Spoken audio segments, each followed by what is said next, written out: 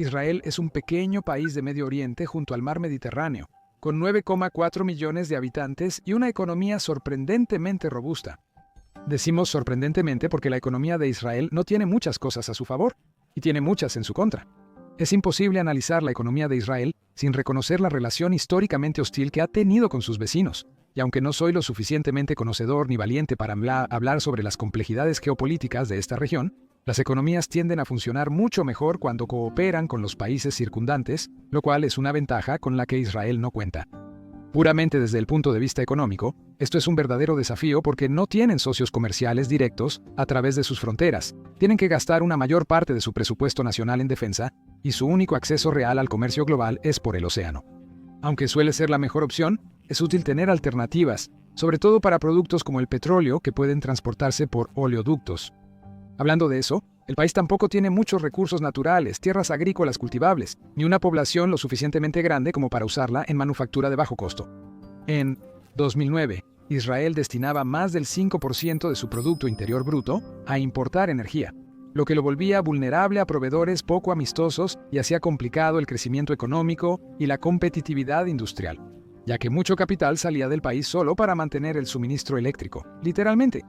A pesar de estos desafíos, Israel sigue siendo una de las economías más ricas y avanzadas, con cifras de riqueza 10 veces mayor que sus vecinos y superior a Canadá, Alemania, Francia y Reino Unido. Aún más impresionante es que hace menos de 40 años, la economía de Israel estaba en una situación parecida a la que viven hoy países como Turquía, Pakistán, Líbano y Sri Lanka. La inestabilidad política, el bajo crecimiento, la alta inflación y la desconfianza complican mucho solucionar estos problemas. Israel los resolvió. Por eso es un caso de estudio útil para economistas de todo el mundo. Así pues, ¿cómo logró Israel recuperarse de un fracaso económico total?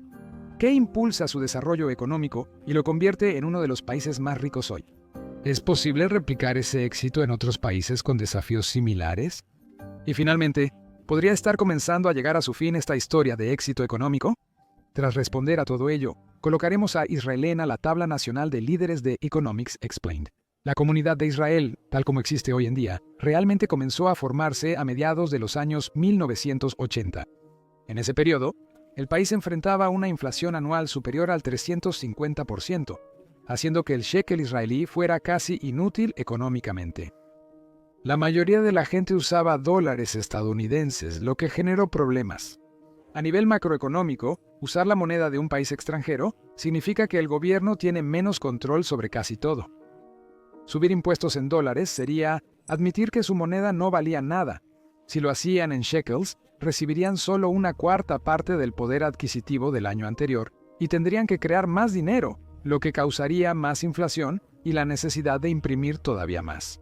El Banco Central detiene este ciclo, controlando la oferta monetaria y subiendo las tasas para mantener el valor de la moneda.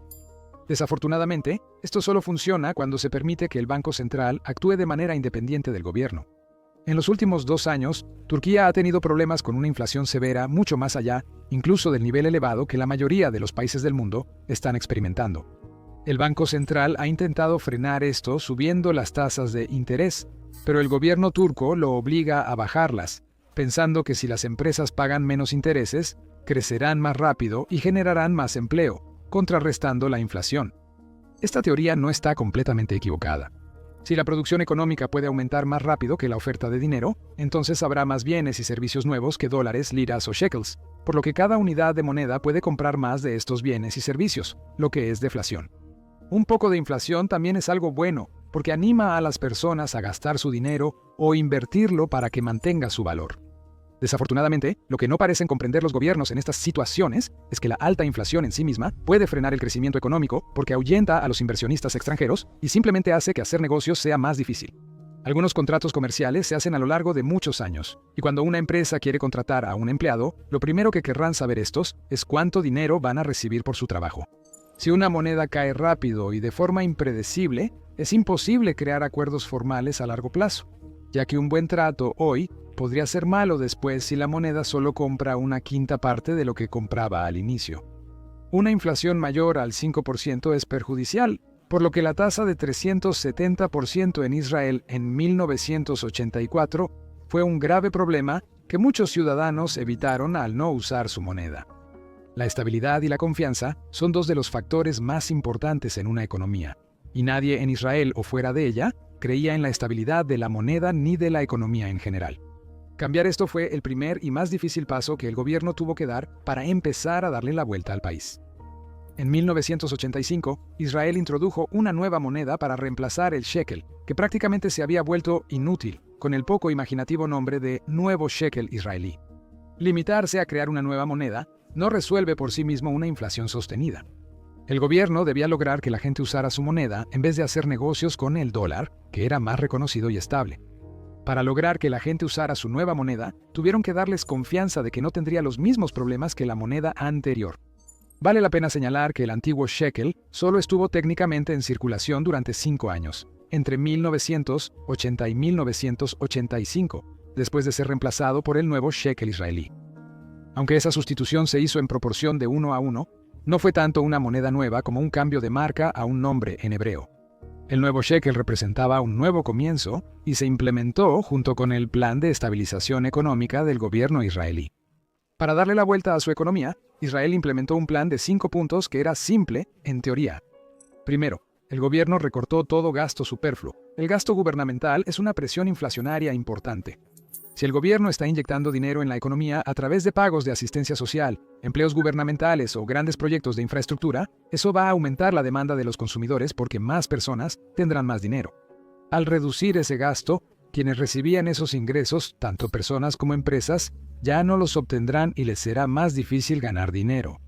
Si una moneda se convierte en un recurso más escaso, asumiendo que el resto de factores sigan igual, también se volverá más valiosa. A medida que los países de todo el mundo hoy en día luchan con sus propios problemas de inflación, se ha prestado mucha atención a la política monetaria de los bancos centrales. Y muchas personas no se dan cuenta de que el gasto y la recaudación de impuestos del gobierno son igual de importantes porque suman y restan a la oferta monetaria, que es un componente principal de la inflación. El Banco de Israel, banco central del país, se volvió totalmente independiente del gobierno, como en la mayoría de economías avanzadas. Los bancos centrales y los gobiernos normalmente tienen roles alineados para la prosperidad económica general, pero permitir que los bancos actúen de manera independiente significa que pueden intervenir y subir las tasas de interés y detener la creación de dinero, incluso si el líder del país está tratando de que hagan lo contrario, como el ejemplo de Turquía que exploramos antes. Tras reducir gastos y dar autonomía al Banco Central, el gobierno de Israel dejó que el shekel bajara en los mercados internacionales y luego fijó temporalmente la tasa en el nuevo valor. Una devaluación de la moneda nacional fue una jugada interesante porque en realidad aumenta la inflación. Si un país depende de las importaciones, como definitivamente es el caso de Israel, tener que gastar más moneda local por la misma cantidad de cosas es la definición de inflación. El principal reto del gobierno, entonces, no era controlar la inflación, sino hacer que la gente usara su moneda. Si la gente podía cambiar los dólares estadounidenses que estaba usando por una cantidad razonable de la nueva moneda, era más probable que la adoptaran, lo cual era un intercambio que valía la pena, incluso si eso significaba una mayor inflación durante los primeros 5 años. A finales de los años 80, la inflación se estabilizó y la mayoría del comercio interno volvió a hacerse usando la moneda nacional. El plan de estabilización había funcionado, y aún hoy, muchos países podrían tomar las mismas medidas para salir de problemas similares. Para Israel, esto significaba poder explotar todo su potencial. En 1987, tras estabilizarse la inflación, Israel tenía un Producto Interno Bruto per cápita de $9,000, algo menos de la mitad del de Estados Unidos en aquel entonces. Esto no era malo de ninguna manera, pero en las siguientes 3 décadas y media, el país lograría reducir la brecha significativamente. Su primer gran logro fue descubrir gas natural en alta mar. Hasta entonces el país dependía de importar energía, pero esto los volvió autosuficientes. Pero no fue suficiente para ellos convertirse en un estado de combustibles fósiles que simplemente se vuelve económicamente dependiente de exportar sus recursos naturales. Israel también se beneficia del turismo. El país alberga muchos destinos de gran importancia religiosa para varias religiones. El país suele recibir más de 4 millones de turistas al año, salvo en los últimos años debido al COVID. Eso equivale a un turista por cada 2 habitantes, lo que genera ingresos desde el extranjero y muchos empleos. En un país con menos de 10 millones de habitantes, el turismo normalmente sería clave en la economía, pero en Israel solo representa el 2% del Producto Interior Bruto. El principal recurso de Israel es la formación de sus habitantes. Actualmente, Israel invierte el doble en I+D que incluso países tan avanzados como Estados Unidos. Esto ha permitido al país crear industrias líderes que generan gran valor económico. Israel es uno de los principales productores de semiconductores avanzados y líder en sistemas de armas por su poderoso ejército. Además, importa diamantes en bruto para tallarlos y vender joyería con un alto margen de beneficio. La semana pasada, analizamos la economía de Corea del Sur y descubrimos que sus empresas multinacionales eran la fuerza impulsora de su éxito y que agregaban valor a la economía incluso más allá de las fronteras del país. En Israel ocurre algo similar, pero sus empresas son menos conocidas ya que operan en industrias menos orientadas al consumidor. No muchas personas están comprando sistemas de defensa antimisiles. Las empresas son más pequeñas pero más numerosas, lo cual es positivo. Solo los ingresos de Samsung representaron el 20% del Producto Interior Bruto de Corea del Sur, lo que sí genera ciertas inestabilidades económicas cuando gran parte de la economía depende del desempeño de una sola empresa. Israel también atrae empresas internacionales de Europa y Norteamérica que instalan manufactura de alta tecnología y centros de investigación para aprovechar su fuerza laboral pequeña pero muy formada. La cantidad de innovación que ocurre en Israel le ha valido a la región alrededor de Tel Aviv el apodo de Silicon Wadi, que es el término árabe para valle y una referencia a su innovación, que está a la par de Silicon Valley, la capital mundial de la innovación tecnológica. Desgraciadamente para otros países, replicar el éxito de Israel no es tan sencillo como volverse un centro global de innovación y tecnología. Israel solo pudo hacer crecer estas industrias a través de un programa que implementó una vez que su economía volvió a estar en marcha, el cual fomentaba la innovación haciendo que el gobierno invirtiera directamente en industrias prometedoras. Esta no era una idea nueva. Taiwán es el centro mundial de fabricación de chips porque su gobierno invirtió y apoyó a empresas como TSMC. Podría decirse que Israel lo hizo igual, pero mejor. La inversión del gobierno en instituciones con fines de lucro siempre es difícil porque hay mucho espacio para la corrupción, lo que termina con fondos gubernamentales entregados a personas que pagan los sobornos adecuados. Israel no es inmune a la corrupción. Y durante el periodo de recuperación económica, el gobierno intentaba que la gente confiara en su propia moneda, así que confiar en que invirtieran responsablemente en la industria privada era un poco complicado. Optaron por un enfoque híbrido. Los inversionistas privados financiaban negocios en Israel con su propio dinero, y a cambio, recibían concesiones fiscales y préstamos gubernamentales sin interés para maximizar sus recursos. Esto significaba que los inversionistas seguían arriesgando su propio dinero, así que no lo usarían de manera irresponsable, pero también hacía que Israel fuera un lugar muy atractivo para invertir y comenzar un negocio. Lo mejor era que, al pagarse estos préstamos, el gobierno israelí desarrolló sus industrias avanzadas sin costo para ellos. En los años 90, el gobierno amplió esta estrategia para aprovechar la experiencia técnica de casi 1 millón de ex-científicos, ingenieros y médicos soviéticos que llegaron a Israel tras el colapso de la Unión Soviética. Ya comentamos los beneficios de la migración calificada el mes pasado, así que no quiero repetirme demasiado. Solo viendo las gráficas de población de Israel, se nota la llegada de algunos de los trabajadores mejor cualificados del mundo. Israel no tenía muchas ventajas y, sin embargo, ha superado muchos desafíos en sus 75 años como país. Y, de nuevo, esto es dejando de lado todos los temas geopolíticos que resultan imposibles de abordar en un solo video.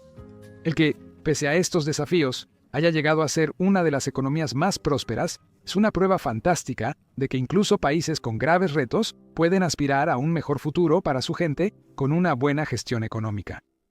Bien, ahora es momento de poner a Israel en el ranking nacional de Economics Explained.